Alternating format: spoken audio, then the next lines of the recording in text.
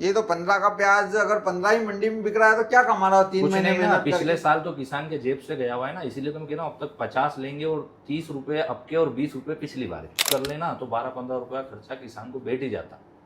किसान हताश और निराश होते हैं, जैसे कि पानी बहुत गिरता है, बाहर फसल पड़ी रहती है, पानी में भेज जाती है, उसमें भी आपने दुख प्रकट किया कि ऐसा नहीं होना चाहिए। देखिए किसान का फायदा अभी तक तो मुझे नहीं दिखता था। तो आगे क्या फ्यूचर रहेगा, प्याज का भाव ये यहाँ स्थिर होगा या बढ़ेगा या घट सकता है? इतना भी बाजार जो लोग बोल रहे हैं 50, 60, 70 पहुंचेगा, क्योंकि आवक मंडियों में फुल हो जाएगी और बाजार गिर जाएंगे, भैया पीछे से ही कुछ नहीं होता है, खपत भी है, आगे के सेंटर खाली पड़े। जी उसके बाद क्या है कि व्यापारियों के पास माल ही नहीं था जो सेंटर भर दे। बाजार इस साल अच्छा है, लेकिन आपके पास अगर 40 ट्रॉली है तो 20 तो इस बाजार में बेचो ही बेचो। पूरे वर्ल्ड के अंदर नंबर 1 पर भी आ गए थे, ये है प्याज की।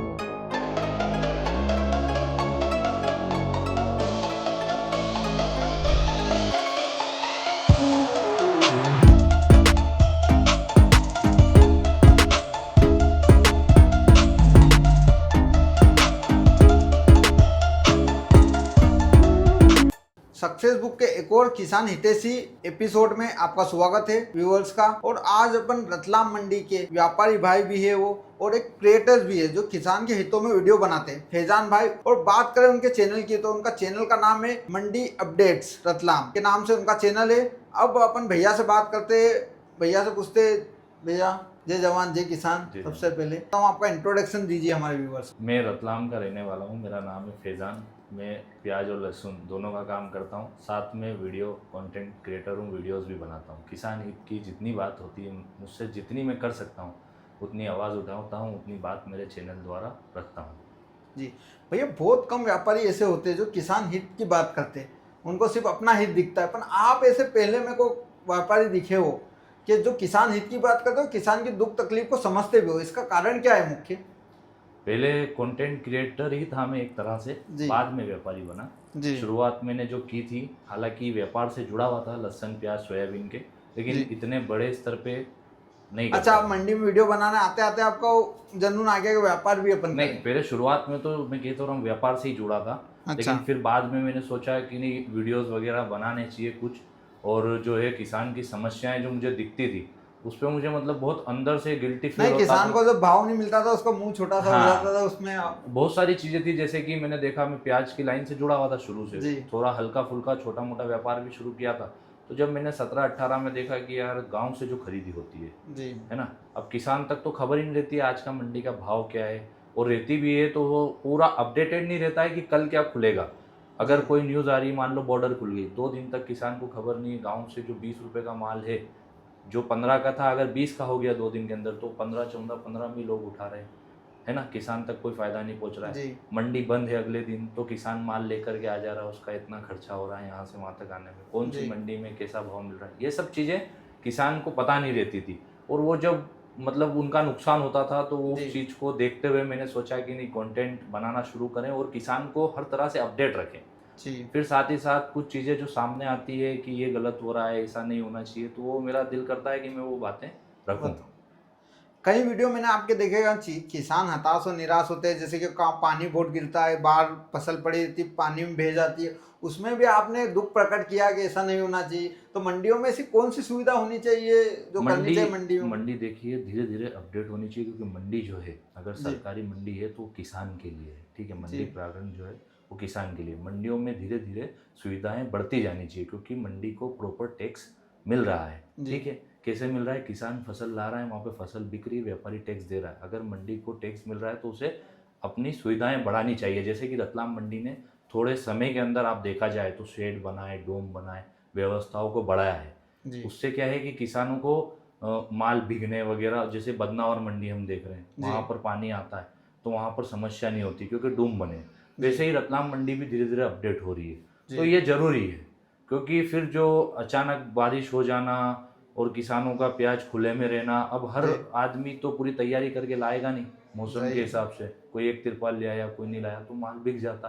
तो इसलिए धीरे धीरे मंडी को अपडेट करते रहना चाहिए, क्योंकि टैक्स प्रॉपर अच्छी मात्रा में अगर मिल रहा है, अच्छा काम अगर चल रहा है, तो वैसी सुविधा देते रहना चाहिए। कई बार ऐसा होता है कि किसान का माल बिकने के बाद गीला हो जाता है, व्यापारी नहीं लेता है, तो उस पर भी कोई ऐसे कड़े नियम आने चाहिए। देखिए, इसमें दो तरह से देखा जाता है कि एक तो जब व्यापारी माल खरीदता है तो पर्ची कटती है, ठीक है, वो एक तरह से मान लो आप कि वो एक सौदे का एक वो हो गया कि हाँ इसने माल लिया है ना, लेकिन उसका माल हुआ नहीं है जी, ठीक है, ये माल किसान का ही है। माल व्यापारी का जब होगा जब वो माल को तोल करके किसान को पेमेंट दे देगा, ठीक है, तो उसलिए किसान का हक बनता है कि उस घर बिका है और पर्ची कटी है तो कैंसिल भी कर सकता है, उसकी मर्जी पड़े तो घर भी ले जा सकता है। लेकिन अगर उस बीच अगर माल गीला हो जाता है जी, तो वहाँ थोड़ी सी क्या है कि जवाबदारी ऐसी मतलब नहीं, ऐसे नियम बनने चाहिए कि 2 घंटे में व्यापारी को माल उठाना है तो उठाना है। कई बार ऐसा होता है बड़ी बड़ी मंडियों में सुबह माल खरीद लिया नीमच मंदसौर साइड, तो उसको वो 6-7 बजे तक शाम को उठाने नहीं आते, तो फिर किसान भी कब तक मन हाँ, वो जरूरी है, उसके लिए नियम बनने चाहिए, एक समय सीमा होना चाहिए, एक सुविधा होनी चाहिए जिसके अंदर पहली बात तो माल भीगे ही ना, ठीक है, पहली बात तो माल भीगे ही ना, ऐसे शेडों में नीलाम किया जाए।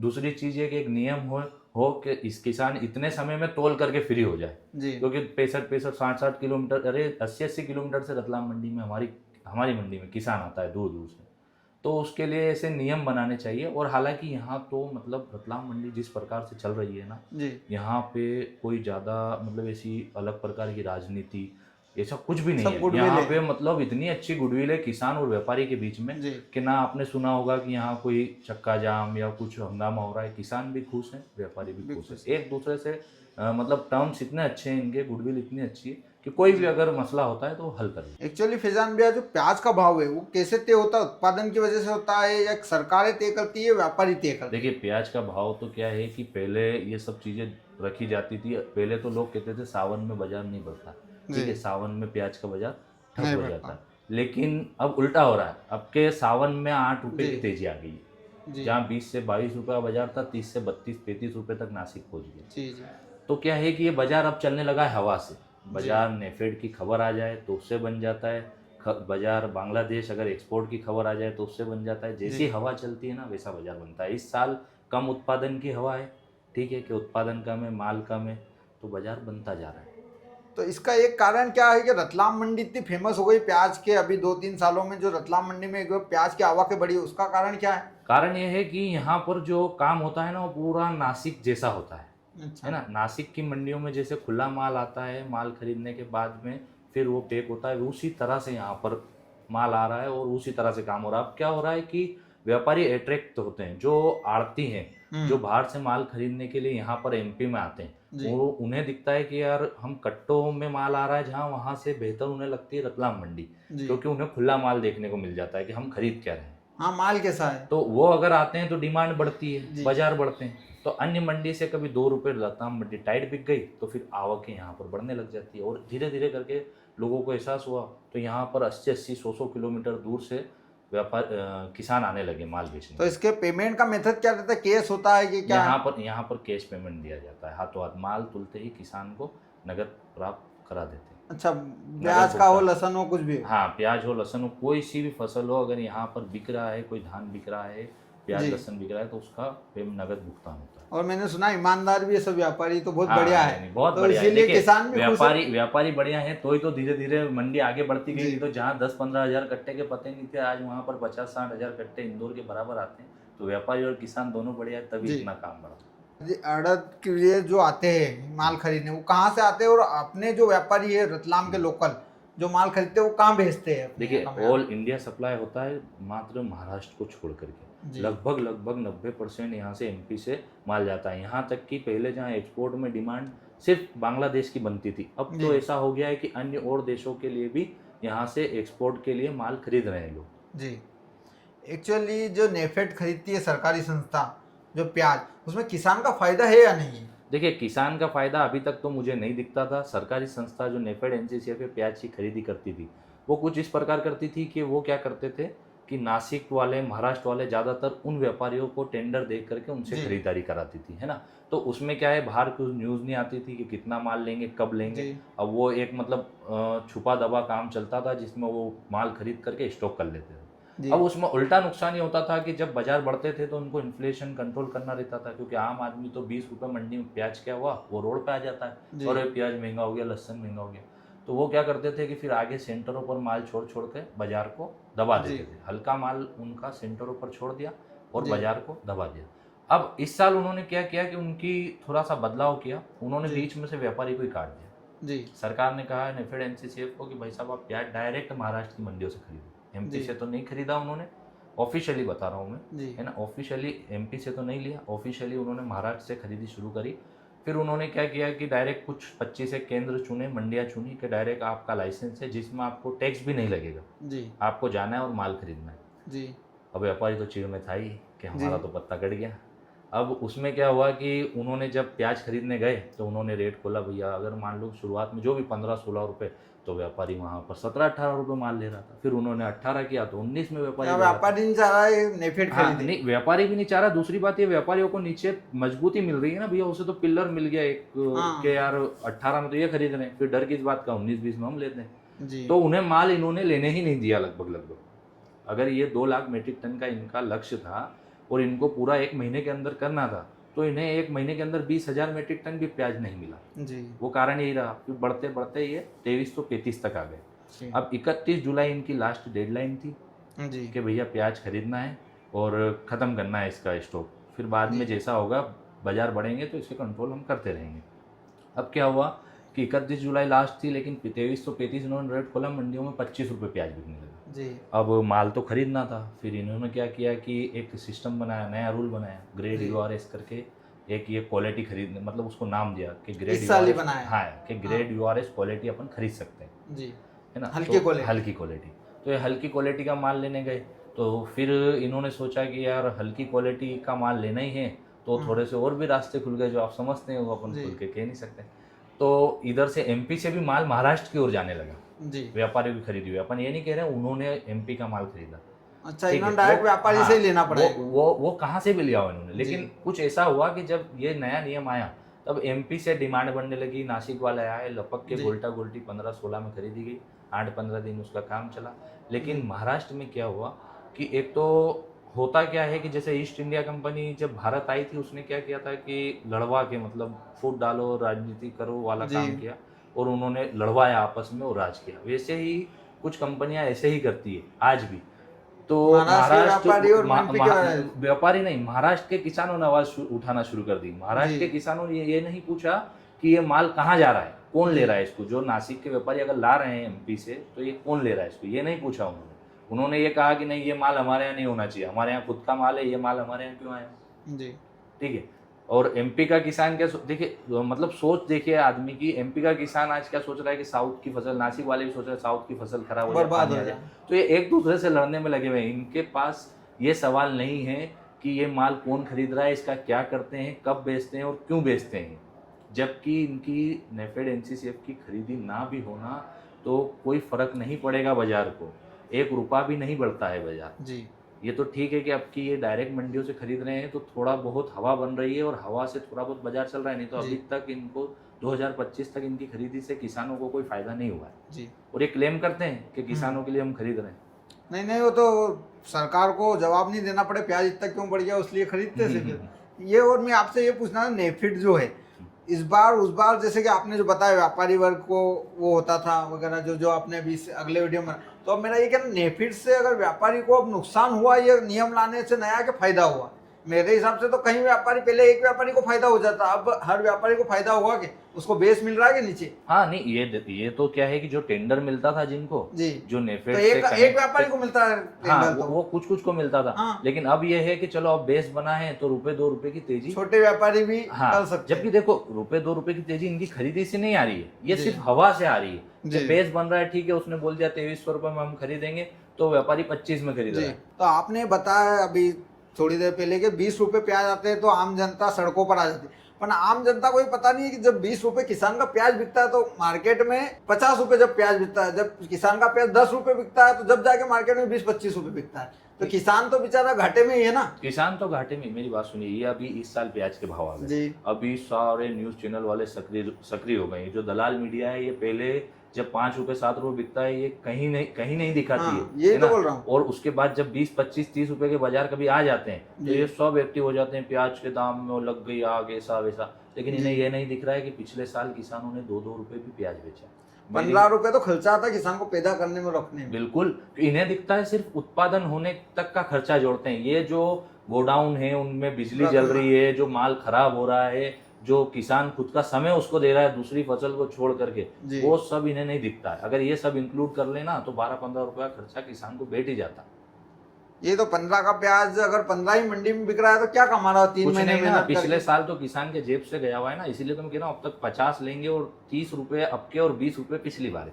तो फैजान भैया, सरकारी संस्था प्याज की खरीदी करती क्यों है आखिर? देखिए, सरकार का प्याज खरीदी का मुख्य कारण ये रहता है कि इन्फ्लेशन, बढ़ती महंगाई को रोकना। जनता रोडों पर नहीं आनी चाहिए, इनको 30 रुपये 20 रुपये के ऊपर प्याज को नहीं पहुंचाना है, ये इनका लक्ष्य रहता है। जबकि ये बताते हैं कि हम किसानों के लिए प्याज की खरीदी कर रहे हैं, ठीक है, लेकिन किसानों को अभी तक 2025 तक इनकी खरीदी से कोई फ़ायदा नहीं हुआ।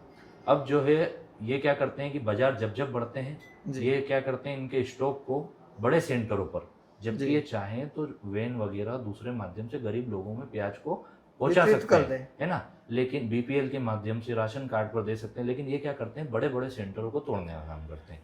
भैया, पिछले साल भी क्या हुआ कि नेफेड एनसीसीएफ ने जो अपना स्टॉक था, जैसे ही बाजार 2 रुपये बढ़ा, 4 रुपये बढ़ा, उन्होंने सीधा माल को ट्रेन भर करके चंडीगढ़ लगा दिया, ट्रेन भर के साउथ पहुंचा दिया, ट्रेन दिल्ली पहुंचा दिया, डायरेक्ट रेक लगा दिया, आजादपुर लगा दिया। तो जो रेक लग रहे हैं उससे सेंटर टूट जाते हैं जी। रेक कहाँ नहीं लगे, आप मुझसे पूछ, चारों तरफ रेक लगाए जी। अब जब वहां पर मंडी में माल पहुंचता है तो व्यापारी का माल जो है वहां पर एक तरफ पड़ा है, और एक तरफ वहां पर जो माल बेच रहा है वहां उसके पास नेफेड का माल आ गया। अब वो हल्के माल को सस्ते भाव में पहले बेच देता है, उससे इनका भी जो है सरकार, जैसे कि अभी नेफीड ने 20 रुपए खरीदा, तो अब जैसे ही प्याज 40-50 रुपए होगा तो नेफीड उसको 30-35 में मार्केट में उतार देगी।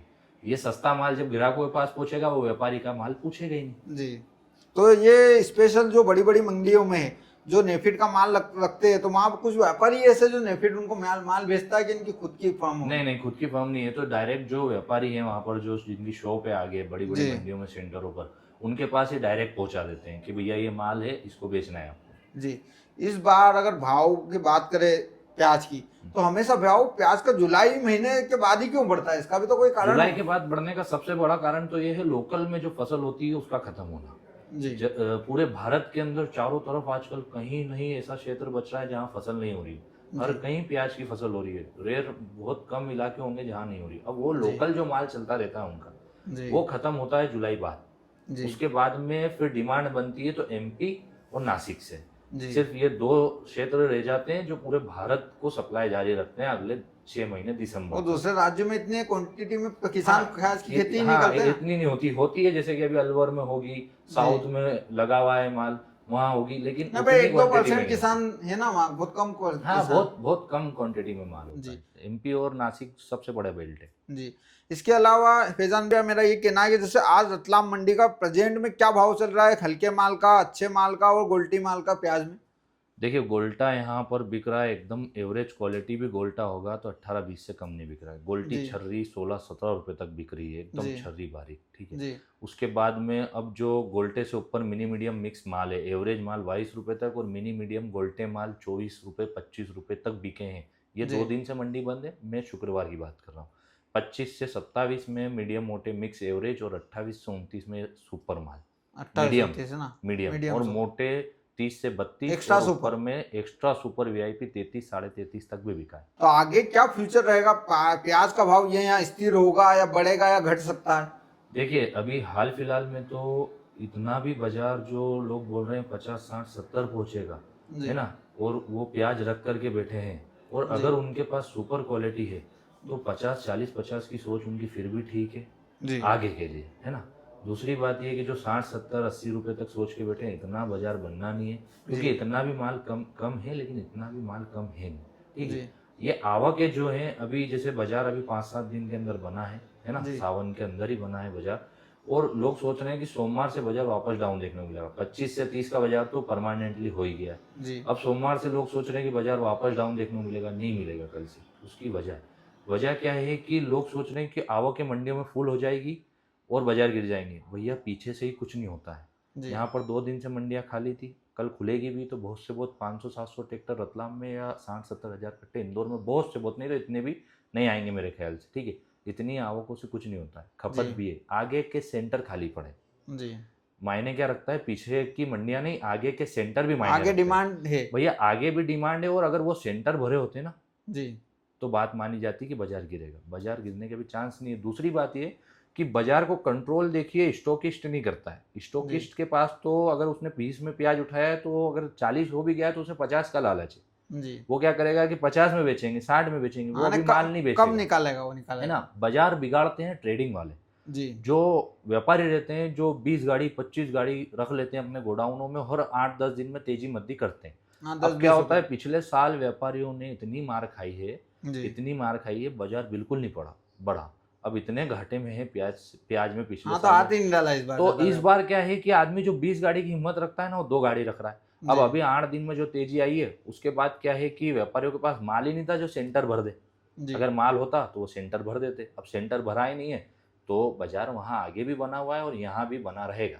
तो फैजान भैया, जो बड़े किसान हैं जो बड़े पैमाने पे प्याज की खेती करते हैं, जिनके पास 100 50 ट्राली प्याज स्टॉक में रखा है, उनको आप क्या सलाह देना चाहोगे जिन्होंने एक दाना तक नहीं निकाला है, कि वो निकाले कि रोक के रखे? देखिए, पहली बात तो ये कि 100 ट्रॉली तो उत्पादन ही नहीं हुआ है किसी के पास, वो कितना ही बड़ा किसान हो या कितने ही बड़े पैमाने पे खेती की हो, इतना उत्पादन अब के हुआ नहीं है।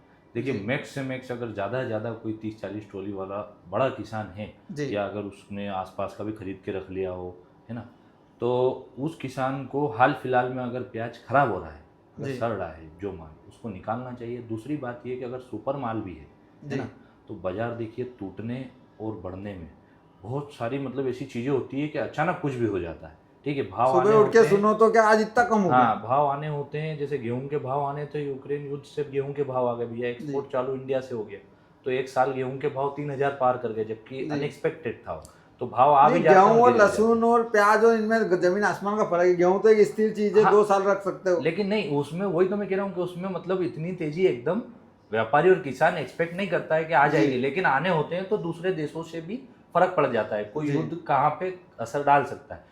तो बात क्या है कि बाजार गिरना और तेज होना उसका कोई भरोसा नहीं है। बाजार इस साल अच्छा है, लेकिन आपके पास अगर 40 ट्रॉली है तो 20 तो इस बाजार में बेचो ही बेचो, और 20 जो रख रहे हो उसमें से भी 5 खराब माल छाट करके बेचो और 15 ट्रॉली पे आप रिक्स लो, सुपर रखो।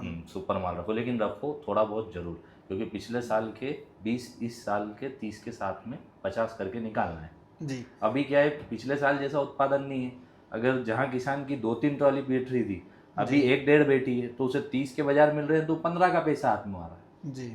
इसलिए तो इस बार उत्पादन कम क्यों हुआ, उसका कारण क्या रहा?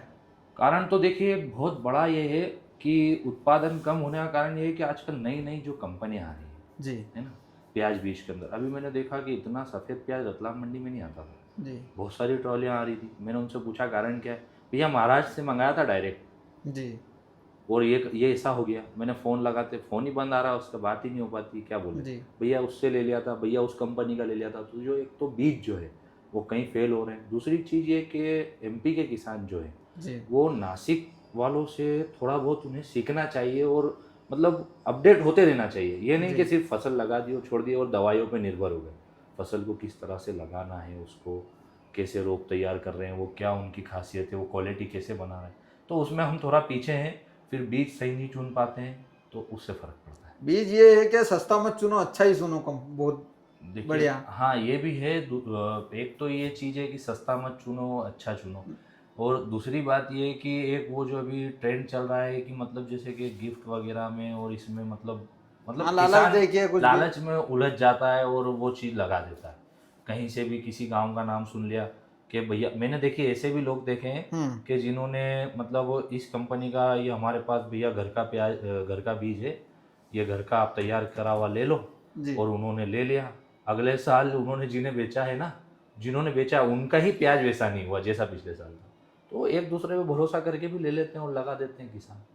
तो वो गलतियां भी कहीं कर जाते नहीं, प्याज में भी है, जैसे खुराना जी के पास में गया था, उन्होंने यही बोला बीज बदलते रहो। तो प्याज में भी कण बदलते रहना चाहिए किसान को।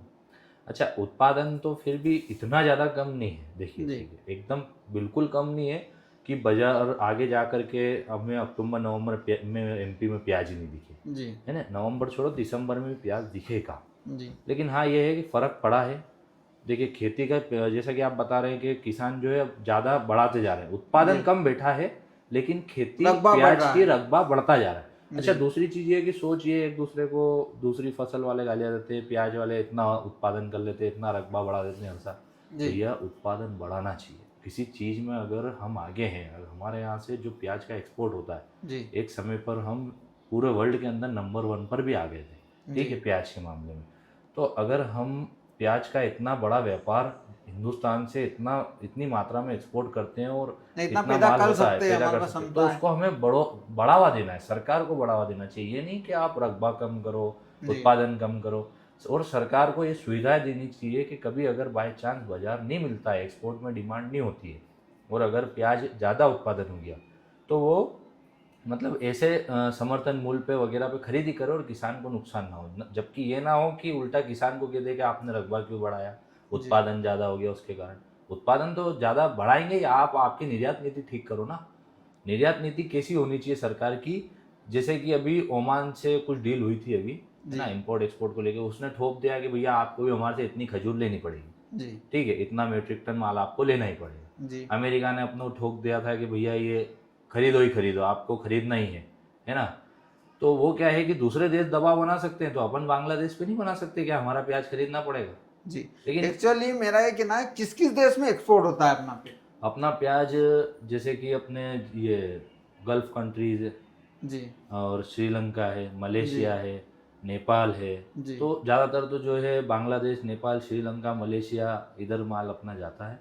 और फिर उसके बाद में ये गल्फ कंट्रीज़ में जाता है, दुबई वगैरह, इधर तो कुवैत, बांग्लादेश ओमान पे वगैरह। कैसा दबाव बना सकते हैं अपन, ये बताइए। बांग्लादेश पर अपन जैसे कि मान लो कि अपनों से कोई भी चीज़ की अगर उसको आवश्यकता है, या जी उसका अपन जूट वगैरह जो वहाँ से आता है वो ले रहे हैं, जी तो अपन उससे डिमांड रख सकते हैं कि भैया अगर हम आपसे लेंगे या ये चीज़ चाहिए तो आपको हमारा प्याज खरीदना पड़ेगा, जी ठीक है। लेकिन नहीं, हम उल्टा कर रहे हैं। अपनों ने क्या किया कि जब वो प्याज खरीद रहे थे, उनका इतना उत्पादन होता नहीं था, वो खेती जी करते नहीं थे। जब अपने यहाँ प्याज का बाजार बढ़ा तो अपनों ने एक्सपोर्ट पर बैंड लगा दिया। बैन लगा है। कभी बैंड लगा दिया तो उनका प्याज का बाजार चलता है टका में, जो अपने यहाँ जी रुपया है उनका टका है, उनका बाजार 200-200 रुपये टका तक पहुंच गया। जी तो भैया जनता रोड पे आ गई, सरकार चिंता में। फिर अगली बार फिर ठीक हुआ मामला, फिर प्याज गया तो 40% एक्सपोर्ट ड्यूटी लगा दी, जी फिर उनका प्याज बाजार 200 टका। तो उन्हें सरकार कुछ तो, मजबूर कर रही है कि वो भी खेती हाँ, करें। तो अब उन्होंने करी ना, उन्होंने फिर सरकार ने सब्सिडियां दी, उनको सुविधाएं दी, उनको बड़े पैमाने पे खेती करने लगे वो। और जी अब उत्पादन अच्छा होता है उनके यहाँ पर, और सीड हम ही दे रहे हैं उनको। सीड जी देने की जगह हम प्याज देना चाहिए, तो प्याज देना बंद कर दिया। सीड दे रहे हैं तो कंपनियों को फायदा, प्याज जी। देते हैं तो किसान को फायदा था। अब मेरा ये कहना है आपसे कि बांग्लादेश पिछले 2 सालों से अपने से प्याज कम क्यों ले रहा है? इस साल प्याज कितना लिया बांग्लादेश ने? इस साल तो अभी प्याज लिया ही नहीं है बांग्लादेश, अच्छा है सर। और इसीलिए कम ले रहा है क्योंकि बांग्लादेश सोच करके बैठा है कि जब तक 100 टका पार बाजार जाएगा नहीं, तब तक हम भारत से प्याज खरीदेंगे नहीं। क्योंकि उन्हें जितनी जरूरत थी उससे 5 लाख मीट्रिक टन एक्स्ट्रा प्याज उनके पास उत्पादन में है, अच्छा किसानों के पास पड़ा है। और माल जो है वहाँ पर 20 से 30-40 टका मैक्स, बहुत से बहुत 40 टका में बिक रहा है। जबकि अभी हाल फिलहाल में 80 से 100 टका के बाजार इस समय हो जाते थे वहाँ पर, और भारत से प्याज जाना चालू हो जाता था। जी। अब किसानों की बात करती है सरकार, पर फायदा डायरेक्ट कंपनियों को ही पहुंच रहा है। हाँ, कंपनी को पहुंच रहा है ना, सीधा सीधा। मतलब देखा जाए तो हर फील्ड में ही किसानों से ज़्यादा फायदा कंपनियों को है, जी। ठीक है। तो मेरा यही क्वेश्चन है, किसान जिस फसल को बच्चों की तरह पालता है, 3 महीने मेहनत करता है, वो अपना समय देता है, पूंजी देता है, पानी देता है, हर एक फील्ड करता है, और 2 मिनट में कंपनी हो या व्यापारी हो उससे ज्यादा मुनाफा कमा के बाहर हो जाते हैं। तो इस पे क्या बोलना चाहोगे? देखिए, इसका जवाब तो आपको एक ही शब्द, जो एक ही जो नारा है, स्लोगन है, उसमें ही मिल जाता है, जय जवान जय किसान। जैसे जवान बॉर्डर पे कुर्बानियाँ दे रहा है अपने परिवार की, अपनी ख्वाहिशों की, अपनी ज़िंदगी की, ठीक है, पूरा जीवन बिता रहा है अपने लिए, वैसे ही किसान भी उसकी सभी तरह की ख्वाहिशों को मार करके उसका एक बेटे जैसी फसल को दूसरों के तय किए हुए भावों में बेच रहा है। जो जवान बलिदान दे रहा है वही किसान भी बलिदान देश के लिए दे रहा है। तो एक ही नारे में जवाब मिल जाता है पूरे देश को, किसान को हर हाल में ये बलिदान देना ही होगा। और मैं आपसे ये पूछना चाहता हूँ कि जैसे कि एक्सपोर्ट नीति क्या होनी चाहिए, कैसी एक्सपोर्ट नीति है अपने भारत की? एक्सपोर्ट नीति जो है मतलब हर फसल के अंदर देखा जाए ना, अपन जो जो यहाँ से जा रहा है उसके अंदर लगभग खराबी है। हम पीछे हटने में देरी नहीं करते हैं, इन आगे बढ़ने में देरी कर देते हैं। ठीक है, अगर सरकार चाहे तो बहुत सारी चीज़ें कर सकती है, जैसे कि रोड टेप करके टैक्स वगैरह कम कर सकती है, मतलब बढ़ावा दे सकती है इन चीज़ों को, एक्सपोर्ट वगैरह को डिमांड रख सकती है। नहीं, ऐसा भी होना चाहिए कि किसान के पास भी सुविधा हो। किस किसान के पास रखने की सुविधा नहीं है, सरकारी गोडाउन हो उसमें रख सकते हो। हाँ, वही तो सरकार क्या है कि आगे आ ही नहीं रही है ना। जबकि आप देखा जाए तो पहले बात होती थी कि कृषि की जितनी भी चीजें उसको टैक्स फ्री कर देंगे। हाल फिलहाल में कितना टैक्स लग रहा है। अब जो बारदान आता है, आपको मैं बारदान के बारे में बताता हूँ। प्याज और लहसुन, ये जो आलू वगैरह, पोटैटो के जो बारदान है, मेज बैग वगैरह, ये बारदान पे 18% GST है जी। और वो ओपन है, दिखता है, लेकिन एक छुपी हुई चीज हो रही है जिससे बनता है ना दाना, 5% उस पर भी 23% टैक्स लग रहा है। सोचो, दाना ऑलरेडी युद्ध के बाद महंगा बहुत है भैया। जो बारदान 10 का था वह 24-25 का हो गया। ऑयल की शॉर्टेज हुई, इधर युद्ध हुआ, तो जो बारदान 10-12 का था वो 25-30 का हो गया। 25 का बारदान होने के बाद भी 10 का आलू, 5 का आलू 10 का नहीं हो पा रहा है। ये सोचा आप, आज इसी हालत, बारदान से कम कीमत आलू की। अच्छा, दूसरी बात क्या, मैंने कुछ वीडियोस, जैसे कि आप बोल रहे हैं ना कि किसान को औने पौने दामों में हर हाल में फसल बेचनी पड़ती है और कंपनियां फायदे में रहती है, मैंने ऐसे वीडियोस भी बनाए हैं। एक अपन पानी की बोतल ब्रिसलेरी है, जो पानी फ्री का है, ठीक है, पानी उसने बनाया, फिल्टर किया, पैकिंग की, और वो 20 रुपए में लेकर के आ गया। अन्य ब्रांड भी है बहुत सारी, एक्वा, बिस्लेरी, सब है वो तो, उसका फिक्स प्राइस है, वो किसी भी भाव में उसको बेच सकता है। अभी तो ऐसे ही पानी आ रहे हैं जो 100 रुपए लीटर भी है, ठीक है। लेकिन किसान जो है अपनी फसल वो 2 रुपए किलो भी बेचेगा और 8 आने भी बेचेगा और 1 रुपए भी बेचेगा, उसके लिए कोई सुविधाएं नहीं है, उसका कोई न्यूनतम समर्थन मूल्य नहीं है, उसका कोई फिक्स प्राइस नहीं है कि इससे कम में नहीं बिके। भले उसे घाटा हो, वो फांसी खा के मर जाए, वो कुछ भी करे। तो किसान जिस फसल को पालता है उसके दाम भी व्यापारी तय करते हैं। उसके बाद जो MSP सरकार ने निर्धारित की हुई वो मंडियों में तो लागू है ही नहीं। हाँ बिल्कुल, वो लागू है ही नहीं कि MSP से कम कोई खरीद नहीं सकता। मंडियों में धड़ाके से ये चीजें चल रही, खरीदा जा रहा है। तो इस पे सबकी नजर है, पर कोई बोलना नहीं चाहता ना। देखो, मैं कह तो रहा हूँ कि वो मतलब सरकार क्या करे, वोट सबके चाहिए, किसानों के वोट चाहिए, पर किसानों के लिए काम नहीं करना। जबकि सुविधाएं बहुत सारी दे सकती है सरकार। देखो ना, एक तरफ वो अमेरिका का डोनाल्ड ट्रम्प है, वो उनके किसानों के लिए दूसरे देशों से लड़ पड़ा जी, ठीक है। उनके किसान संकट में थे कि भाई साहब हमारा सोयाबीन, हमारा मक्का कहाँ जाएगा। चाइनीज जो खरीदार थे उन्होंने हाथ पीछे खींच लिया था कि भैया हम अमेरिका से माल ले लेंगे। तो भैया उनके किसान संकट में थे। अब उनका एक वोट बैंक है उधर के किसान, जो कि हमारा भी है ना, हमारी सरकार का, वो खड़ा हुआ, वो एक तरफा लड़ पड़ा, सब पे उसने टैरिफ ठोक दिया। बोले जबरदस्ती अगर तुम्हारा माल हमारे यहाँ आएगा तो इतना टैरिफ लगेगा, और अगर टैरिफ कम करना है तो हमारा सोयाबीन, हमारा मक्का, हमारा माल आप आपके देश में आयात करो। जबकि अपने देश में पर्याप्त मात्रा में मक्का वगैरह, गन्ने वगैरह की खेती होती है। लेकिन पता है क्या कहना उनका, कि जो उनका है वो लो आप इथेनॉल बना रहे हो, आपके पास खपत अच्छी है, आप लो जी। और भारत सरकार को एग्री भी होना पड़ा उसके लिए जी, ठीक है। हालांकि बाद में हुआ नहीं, लेकिन उस समय तो हाँ करनी पड़ी ना उन्हें जी। और सरकार की नीतियाँ कई जगह ऐसी है कि जैसे कि भाव कम है, अब किसान पेस्टिसाइड का उपयोग करेगा तो फिर आगे जाकर ये खबर आती है कि बाहर माल नहीं दे रहे किसान, पेस्टिसाइड ये उड़ा रहा है, वो उड़ा रहा है। तो इस पे भी नियम कायदे बनने चाहिए कि ये पेस्टिसाइड बैंड होने चाहिए, जो पेस्टिसाइड इंसान की सेहत के लिए अच्छा नहीं है। भैया आपको पता है टैक्स कितना जाता है? तो इस पे भी कुछ बताइए। मेरी बात सुनिए, सबसे ज्यादा जो मतलब सरकार को टैक्स मिलता है पूरे भारत से, वो मिलता है अल्कोहल वगैरह, ठीक है। अल्कोहल वगैरह, तंबाकू, वो कभी बैन नहीं, उससे जीवन खत्म हो रहा है, कहीं घर बर्बाद हो रहा है, वो चीजें हो रही है। उसके बाद में अब आप बात करें फसल की, तो फसल में तो सिर्फ पेस्टिसाइड उड़ ही रहा है, ठीक है। अभी उससे ऐसे रिजल्ट नहीं आ रहे हैं कि शाम को आदमी आ करके और घर पे, उसके स्लो रिजल्ट है ना, बच्चे खाते हैं जो फसल, तो वो आगे अपनी फसल बैंड हो रही है। मेरा ये कहना है कि जिस चीज से ज्यादा फर्क पड़ रहा है उस पे टैक्स के चलते बैंड नहीं लग रहा है, दारू जो है, अल्कोहल वगैरह, तो फिर पेस्टिसाइड पे तो कब आएगी सरकार, सोचो। छोटे किसान जो होते हैं अपने 5-10 बीघा वाले जो छोटे किसान होते हैं वो प्याज की खेती करते हैं, उनको करना चाहिए कि नहीं करना चाहिए? क्योंकि किसी किसी साल तो उनको उकेड़े में प्याज फेंकने पड़ते नहीं, हैं। करना चाहिए ना, क्यों नहीं करने चाहिए। देखिए मैं बोल रहा हूँ अभी भी उत्पादन रकबा जो है बढ़ाना चाहिए और जी। निर्यात नीति को बढ़ावा देना चाहिए। अपन माल ज़्यादा से ज़्यादा उगाओ, ज़्यादा से ज़्यादा पैदावार बढ़े और अपना माल बिके।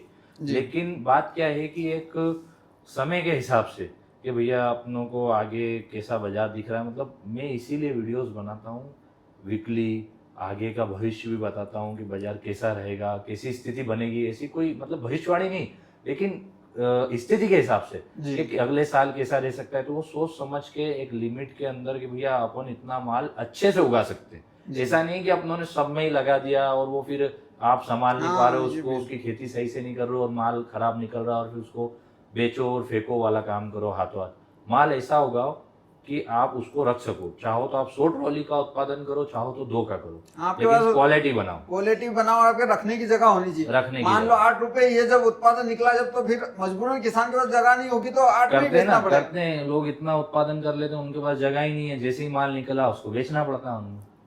तो प्याज किसानों के लिए धैर्य कितना जरूरी है ये बताइए। देखिए धैर्य क्या है कि इसमें क्या है कि एक लालच और रिस्क दोनों है। अगर किसान रिस्क को 50 से 70% कर दे, जी। और व्यापारी भी और किसान भी, कोई भी आदमी अगर माल खरीद के रखता है या जी। उत्पादन करके बोता है और किसान का फसल अगर उसके पास पड़ी है, तो लालच को 50 से 50 रिस्क रहता है एक तरफ लालच चलता है 50-50% के यार जी। रिस्क भी है। अब रिस्क को 70% कर दो और लालच को 30 कर दो। जी। ठीक है, रिस्क को बढ़ावा दो, आप सोच समझ कर फैसले लो अपने, और लालच कम रहेगा ना तो आदमी सही समय पे माल बेच सकेगा। आज की तारीख में एक किसान है मेरी नज़र में जिनके पास 25 से 30 ट्रॉली होगी, जी।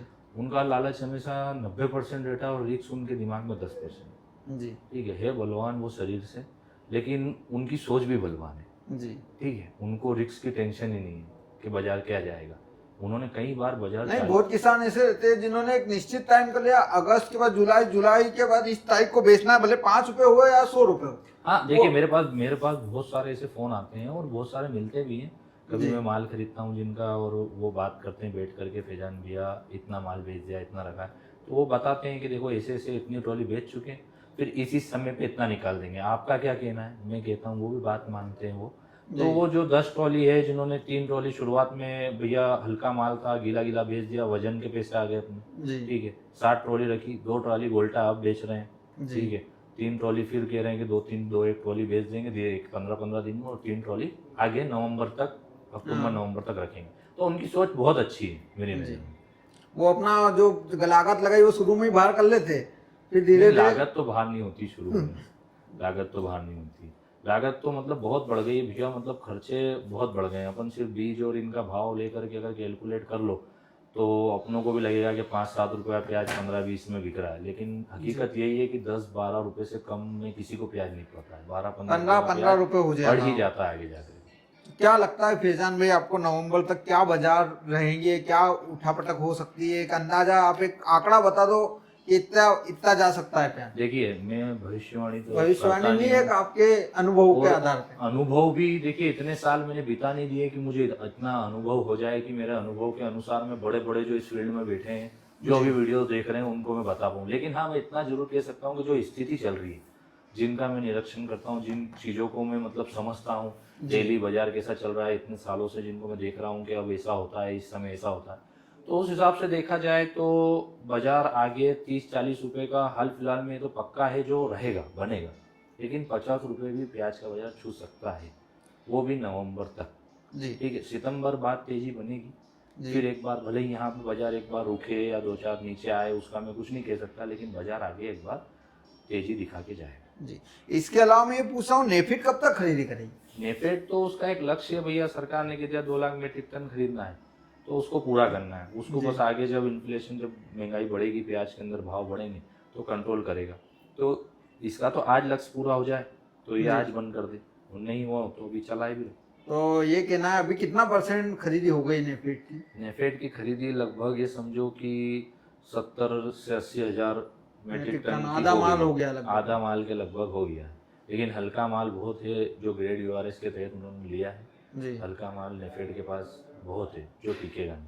अब फैजान भाई अपन बात करते हैं लहसुन की, कि लहसुन का बाजार अभी करेंट में क्या चल रहा है रतलाम मंडी में, अगर कोई किसान लाना चाहे तो? देखिए रतलाम मंडी के अंदर बाजार तो ठीक ही है अभी लहसन का, 7-8 हज़ार रुपये से लेकर के लहसन ऊपर में 15, 16, 17, 18 हज़ार तक भी बिक रहा है। अगर बॉक्स वाला अच्छा माल है, फुल गोला है, जिसमें पर्दे अच्छे हों, तो 17-18 हज़ार तक भी बिक रहा है। ज़्यादातर जो बाजार है वो 7-8 हज़ार से लेकर के 14-15 हज़ार रुपये का बना हुआ है जी। आगे क्या लहसुन में आपको क्या लगता है, आप लहसुन का व्यापार करते हो कि नहीं? लहसुन प्याज दोनों का करते हैं, लेकिन लहसुन को लेकर के इतनी ज़्यादा जानकारी हाल फिलहाल में अपने पास है नहीं, और जो है वो भी साझा करने में, मैं कहता रहा हूँ, मैं भविष्यवाणी करने में मतलब बहुत सोचता हूँ, मुझे डर लगता है। एक अनुभव के आधार पर मुझे चिंता क्या होती है कि किसान गफलत में ना पड़े और कोई गलत डिसीजन ना ले ले। लेकिन हाँ ये है कि अभी लहसन में जो जाने माने लोग हैं और जिनसे मेरी चर्चा चलती रहती है, उनके अनुसार मैं बताऊं तो आपको 10,000 से लेकर के 20,000, 22,000 रुपये लहसन जा सकती है। तेज ही है मतलब आगे मार्केट, तेज ही है आगे मार्केट। अब मैं आपसे ये पूछना चाहता हूँ कि किसान को आप थोड़ा ऐसा बताइए, किसान को एकता जरूरी है, किसान एक नहीं हो पाता, तो आप ऐसा संदेश दे। किसान आपको बहुत फॉलो करते हैं, आपको बहुत मानते हैं, हर किसान के मुंह से मैंने आपकी तारीफ सुनी है कि फैजान भाई का काम अच्छा है, हमेशा सही राय देते, और जिनको जो जानकारी नहीं होती है उसके पहले आप बता देते हो ये जानकारी, आप माल ऐसा ले जाओ, आप व्यापारी होकर भी किसान हितैषी हो। तो ये जानकर मुझे भी अच्छा लगा, और कई किसान आपकी तारीफ करते हो, तो आप ऐसा संदेश दीजिए कि एकता में रहे किसान। जैसे आप नासिक और माँ का बता रहे थे, महाराष्ट्र और मध्य प्रदेश के किसान लड़ रहे हैं, हाँ। तो उस टाइप से किसान को कहाँ का, पूरे भारत के किसान अगर एक हो जाए तो कितना अच्छा होगा। देखिए किसान हितैषी तो बहुत है, लेकिन किसान खुद का हितैषी है, अन्य एक दूसरे का हितैषी नहीं है। ठीक है, किसान कभी खुद की ही सोचता है, दूसरे की नहीं सोचता है। अगर किसान एक दूसरे की सोचने लग जाए और एक साथ खड़ा हो जाए, उस दिन रूपरेखा पूरी बदल जाएगी। अब जैसे कि अपन बात करें, कंपनियां लूट खा रही है, ठीक है, किसानों को ही लूट के खा रही है, लूट के आम जनता को नहीं खा रही है, किसानों को लूट के खा रही है। पहले वही लूट 20 की चीज किसान को 100 में दे रही है, 20 सरकार को दे रही है। हाँ, तो बात तो किसान को 60-70 और किसान से 20 में लेके आगे 100 में बेच रही है। यही तो बात तो आगे वाला नहीं लूटा रहा है, ठीक है, लूटा किसान रहा है, क्योंकि 100 की चीज उसने 20 में दी है उसको। पैकेजिंग भैया, ऑनियन की बात करें, प्याज की, प्याज का जो है फ्लेक्स की बात करें अपन, फ्लेक्स बनता है इसका, फ्लेक्स 1,000 रुपए किलो तक बिकता है। सोचो क्या करा, उसको तला, केमिकल डाला, पैक कर दिया। देखिए किसान हितैषी नहीं है, किसान हितैषी तो बहुत है, लेकिन किसान खुद की सोचता है, अन्य दूसरे किसान की नहीं। जिस दिन किसानों में एका हो जाएगा ना, उस दिन कंपनियां लूट के खाना बंद कर देगी, सरकार पागल बनाना बंद कर देगी, और किसान की सारी रूपरेखा बदल जाएगी। अब होता क्या है, जैसे कि महुआ गोंडल में बड़ी बड़ी फैक्ट्रियाँ हैं, ठीक है, एक समय में जब बाजार तेज होता है तो 13-13, 10-10, 12-12, 13-13, 14-14 रुपये में कचरे माल, जो बिल्कुल फेंकने लायक सड़े माल को खरीद के पाउडर बना के एक्सपोर्ट करती है, लोकल में सप्लाई करती है। लेकिन जब प्याज बाजार 2-2 रुपये, 4-4 रुपये, 5-5 रुपये रह जाता है, तब ये बिल्कुल नोटिस लगा देती है, ख़राब प्याज लाना मना है जी। तो इसके खिलाफ क्या है, कोई खड़ा होने के लिए तैयार नहीं, क्योंकि यहाँ वहाँ में आपस में लड़ते रहो बस। वो वहाँ के कह रहे हैं कि तुम गलत हो, वहाँ के कहते हैं कि तुम गलत हो, कोई एक साथ नहीं खड़ा होता है, कोई आवाज़ नहीं उठाता है।